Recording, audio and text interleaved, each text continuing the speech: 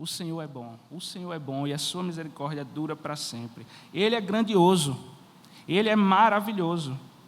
E como vocês puderam ver, a gente tem tentado trazer e trabalhar a ideia de unidade, de comunhão, de companheirismo. O pastor Halley tem falado muito isso.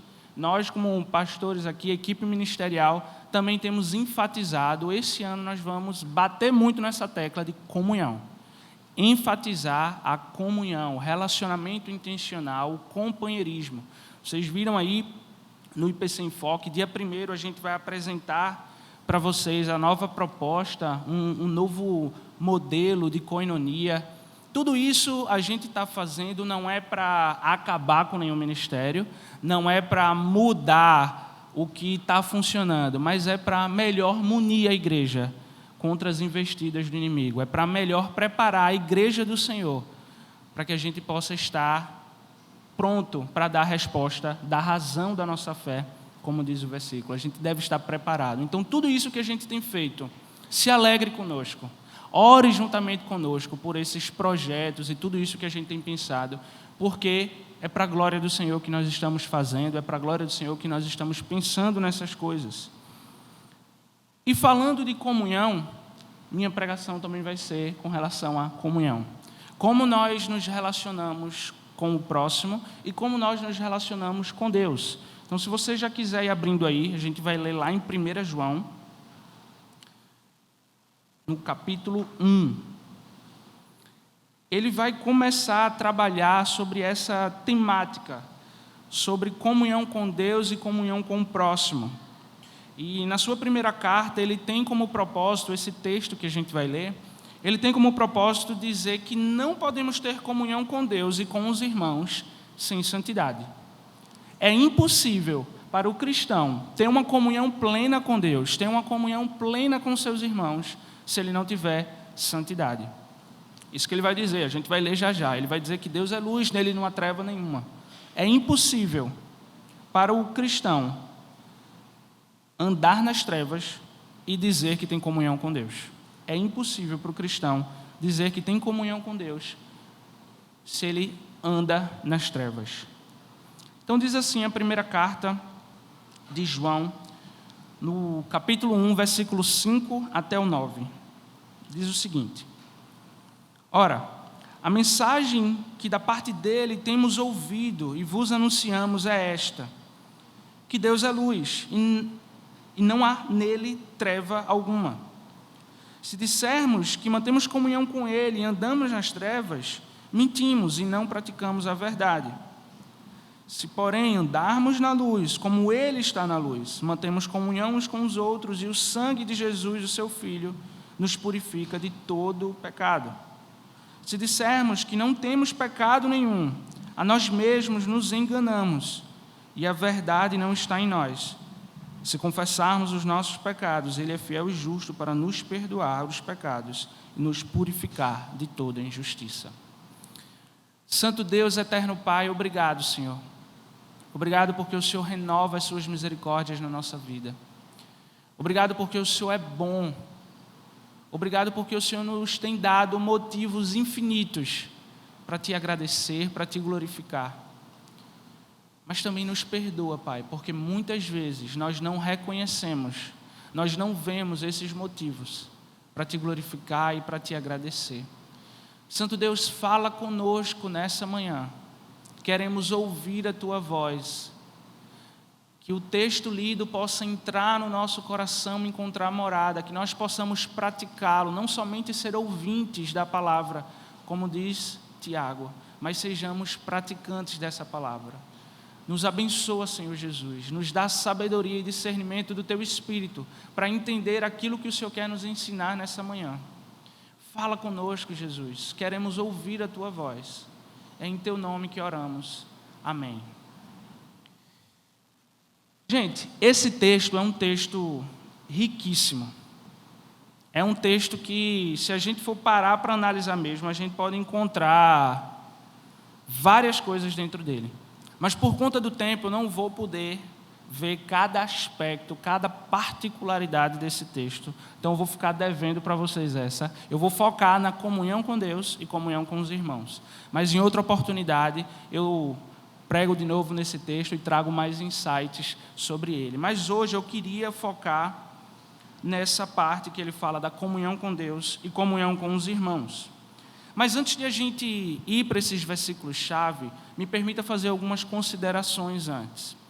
João está escrevendo porque a igreja estava sofrendo com ataques de falsos mestres.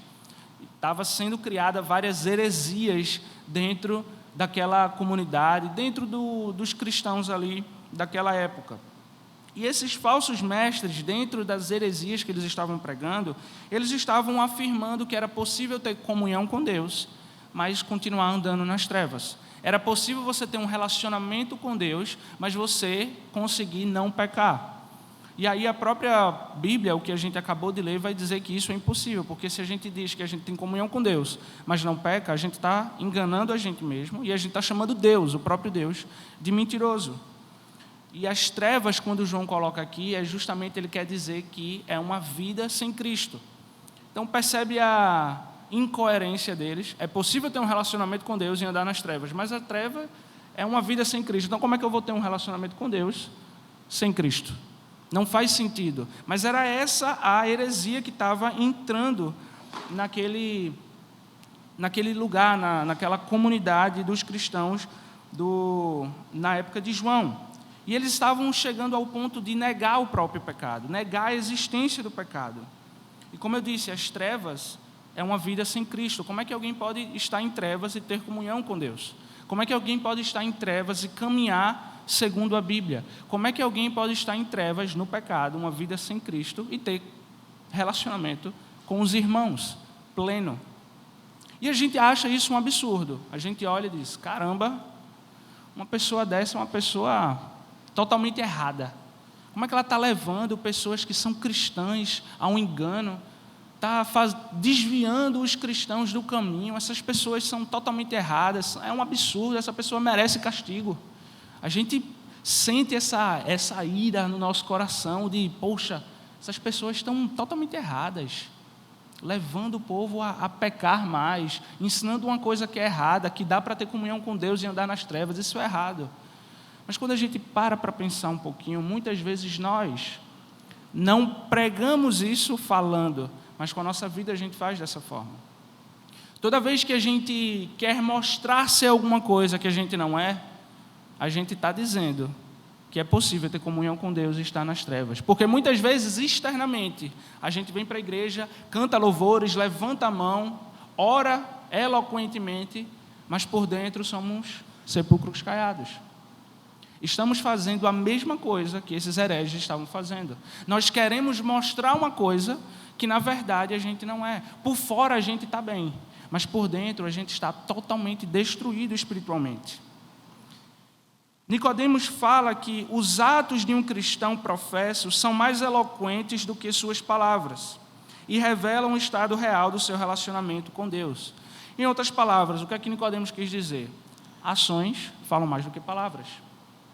Ações falam mais do que palavras. Não adianta eu dizer uma coisa com a minha boca, mas com o meu proceder, com o meu procedimento, com as minhas atitudes, eu ser outra. É hipocrisia da minha parte ser dessa forma. É por isso que Paulo vai dizer lá em 1 Coríntios que ele pode ser a pessoa mais inteligente do mundo, ele pode ter os melhores dons, ele pode fazer isso e aquilo, mas se não tiver amor, de nada valerá. Entenda aqui amor como uma ação. Amor não é um sentimento, amor é uma decisão. E nós, como cristãos, somos o povo conhecido pela amabilidade. Filipenses vai dizer, seja a amabilidade de vocês conhecidas por todos. Então entenda amor como ação. Entenda amor como uma decisão. Se nós cristãos não demonstramos, se nós cristãos não temos atos que demonstrem aquilo que a gente prega, de nada vale. E muitas vezes a gente não quer se mostrar para o outro, ou não quer dizer para o outro como a gente verdadeiramente é, por medo ou por constrangimento. O que é que será que essa pessoa vai pensar de mim? E aí a gente começa a andar nas trevas. Porque o que é andar na luz? A luz, ela ilumina tudo, ela mostra, ela traz a verdade à tona. E as trevas escondem aquilo que a gente quer esconder. Mas é exatamente isso que o pecado faz nas nossas vidas. O texto que a gente leu fala também sobre o pecado. O pecado, ele bagunça a mente do cristão. Ele desorganiza tudo dentro da nossa cabeça. O pecado, ele acaba ou ele infringe a nossa comunhão com Deus, o nosso relacionamento com Deus e o nosso relacionamento com o próximo. O pecado, ele vem para destruir isso, ele vem para bagunçar isso, para dar uma misturada nos sentidos. E ao invés de paz, ele traz discórdia. Ao invés de harmonia, ele vai trazer uma desordem. Ao invés de comunhão, ele vai trazer inimizade.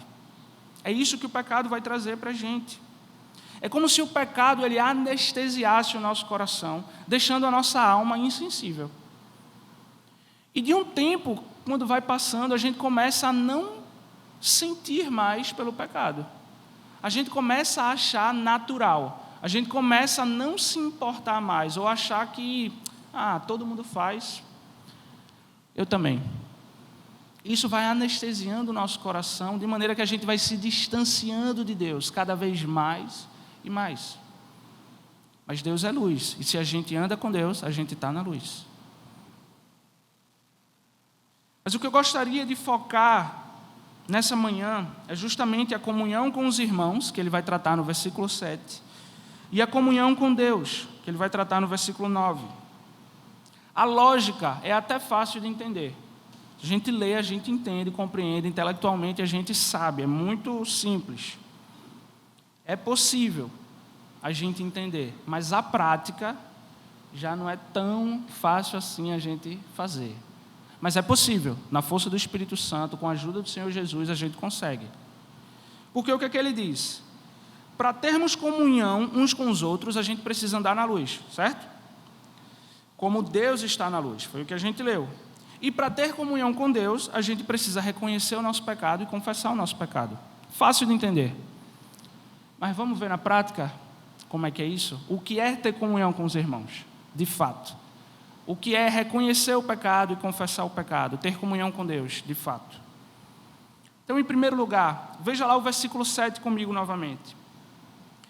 Se, porém, andarmos na luz, como Ele está na luz, mantemos comunhão uns com os outros e o sangue de Jesus, seu Filho, nos purifica de todo pecado. A verdadeira comunhão só acontece na luz. A verdadeira comunhão só acontece na luz, porque a luz ela traz a verdade à tona. Eu posso estar me relacionando com alguém, com o meu irmão, mas eu posso estar escondendo as minhas intenções, a real motivação do meu coração. Então a luz ela vai trazer à tona tudo aquilo que está escondido. Então só existe comunhão verdadeira à luz. Só existe comunhão verdadeira à luz do Evangelho. Porque nas trevas a gente não enxerga a verdade. Está tudo oculto, está meio nebuloso. Um estudioso vai dizer, um teólogo vai dizer que quando a gente oculta a verdade da nossa vida, a nossa comunhão já está destruída. Quando a gente oculta a verdade da nossa vida, a nossa comunhão já foi destruída. E a verdade é que a gente só tem comunhão plena com os outros através da luz.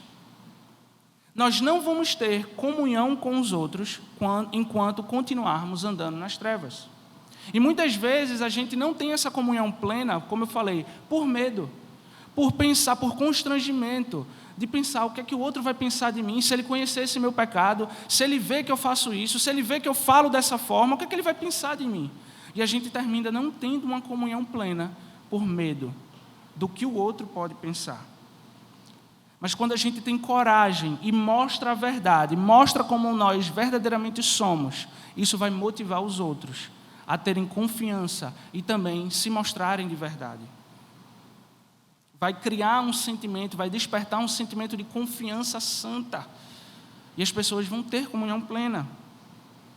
É isso que a gente tem enfatizado nas koinonias. Eu preciso criar um ambiente de confiança mútua para que o outro possa ser ajudado ao compartilhar suas necessidades, suas fraquezas, seus pecados. Da mesma forma, eu preciso fazer isso também. Com os adolescentes no Plano Betim, eu tenho feito isso nos discipulados. Como é que eu quero que ele me conte dos problemas dele se eu também não compartilho as dificuldades que eu também enfrento? A gente precisa acabar com essa espiritualidade falsa de tá tudo bem sempre. Eu sou santo espiritual e o bambambam. Não, nós temos que nos mostrar vulneráveis para que os outros também se mostrem vulneráveis e assim a gente possa, um ao outro, se ajudar e crescer em santidade para a eternidade. É como diz o Provérbios, ferro que afia ferro, assim um homem afia o outro.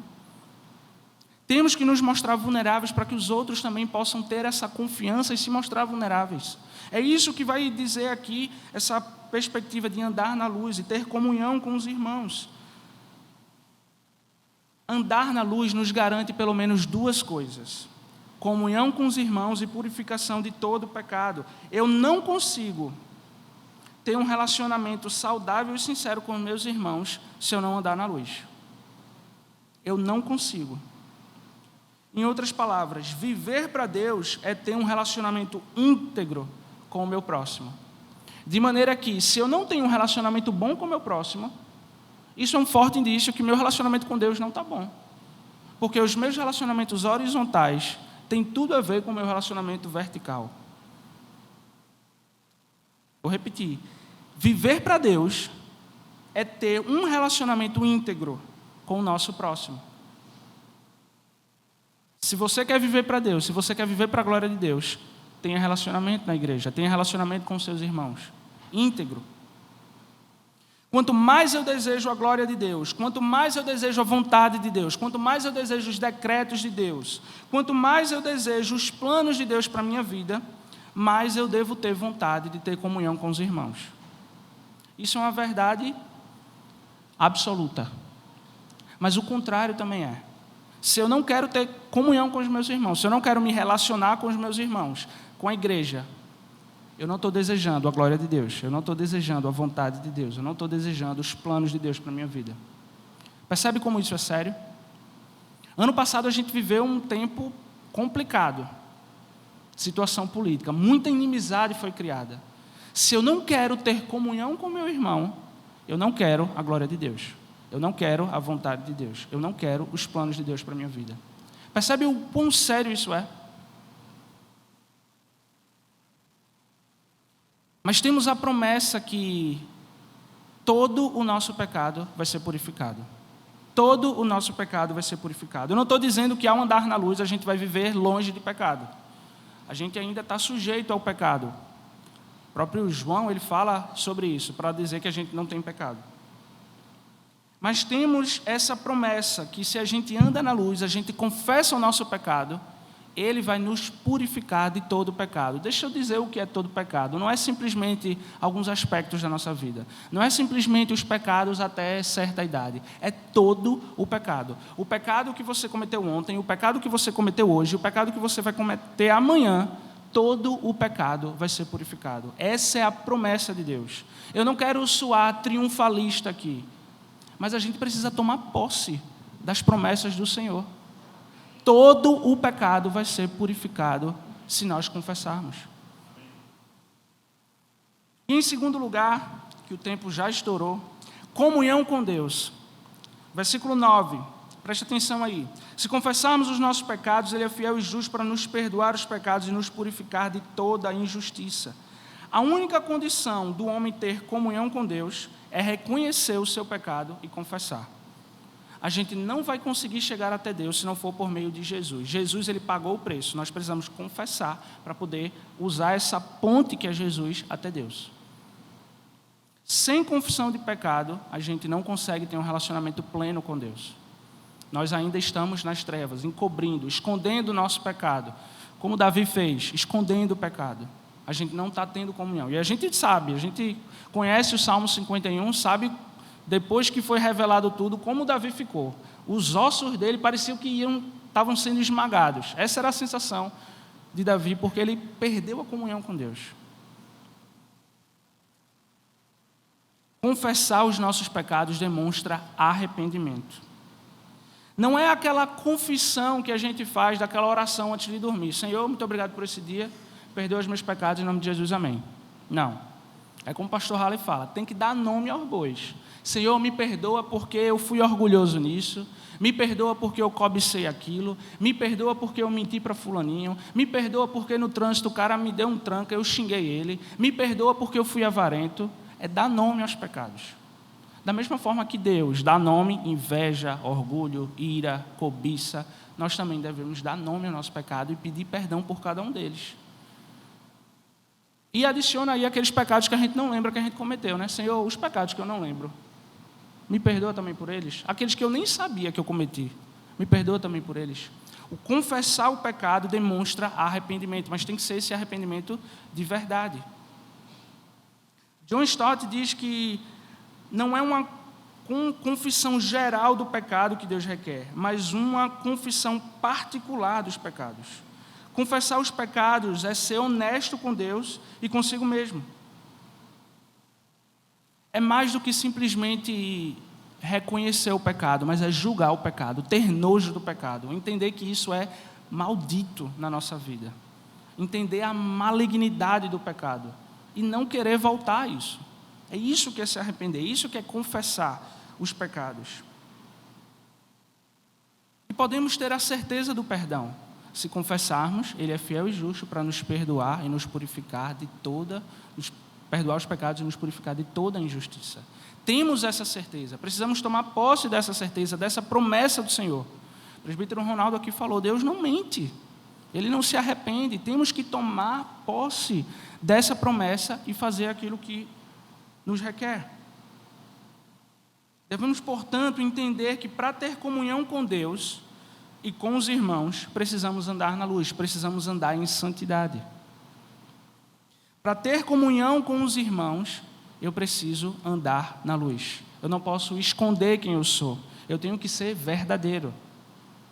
Eu não estou aqui querendo dizer com isso que agora você vai abrir sua vida para toda pessoa, vai compartilhar pecado, vai sair despejando tudo na vida de todo mundo. Não é isso. Mas eu preciso ser verdadeiro nas minhas relações, nos meus relacionamentos. Tenho que ser intencional. Tenho que ter comunhão plena com os meus irmãos. Andar na luz é ser santo.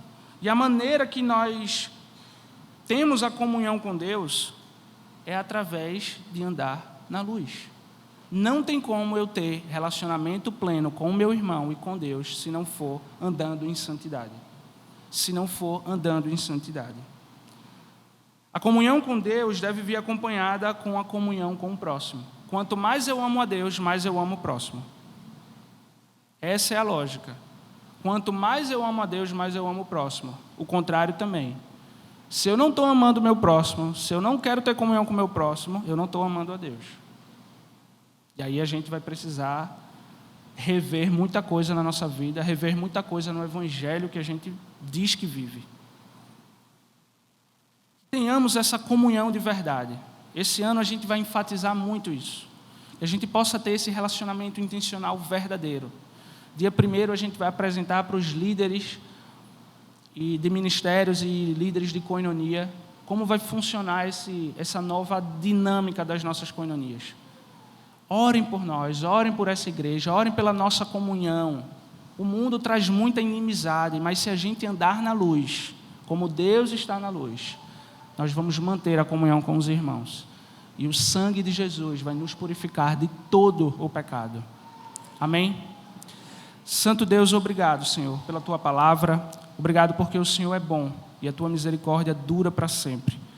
Obrigado porque o Senhor nos mostra na Tua palavra o que nós devemos fazer. Nos ajuda, Senhor, a nos mantermos santos, a andarmos na luz, assim como o Senhor está na luz. Para que a gente possa, então, chegar em santidade à eternidade. Essa é a nossa oração, Senhor Jesus. E nós oramos no nome do Teu Filho,